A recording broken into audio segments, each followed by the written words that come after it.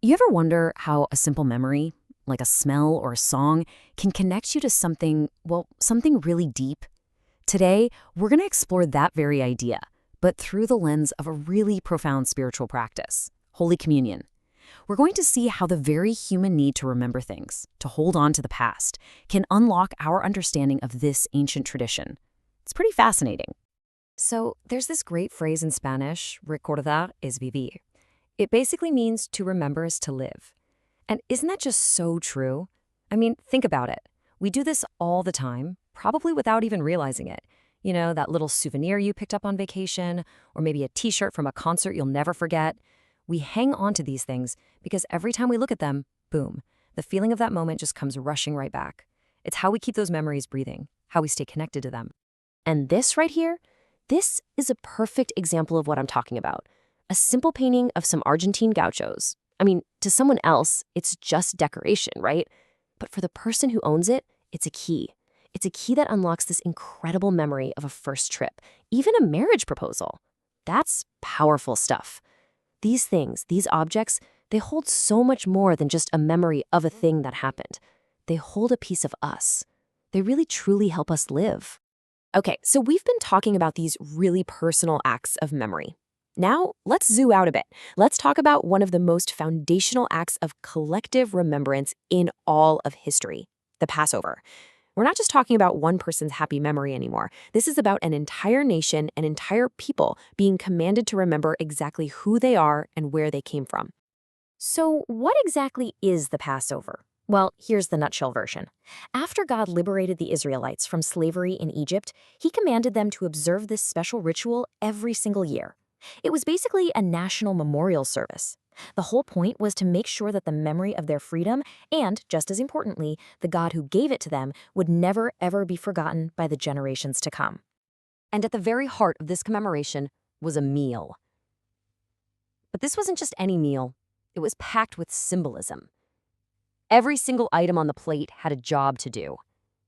You had the flawless lamb, which stood for the sacrifice that protected them. Then there was the unleavened bread, a reminder of how quickly they had to escape. And those bitter herbs. Well, you can probably guess. They were a sharp, physical reminder of just how bitter slavery was.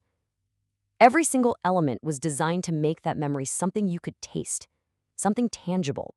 So for centuries, this was the tradition. Year after year, the same meal, the same remembrance. But then came a moment that would change everything. On the night before his crucifixion, Jesus sat down with his disciples to eat this very same Passover meal, but he was about to take this ancient act of remembering and fill it with a completely new, totally radical meaning. And this is really the core of that incredible transformation. See, Jesus didn't get rid of the Passover. He didn't abolish it. He fulfilled it. Just look at the parallels here. The freedom from physical slavery in Egypt, that became freedom from the slavery of sin. The sacrifice of that flawless lamb, that was now all about the sacrifice of Jesus himself, the Lamb of God. He took this ancient ritual and gave it a brand new, incredibly profound purpose.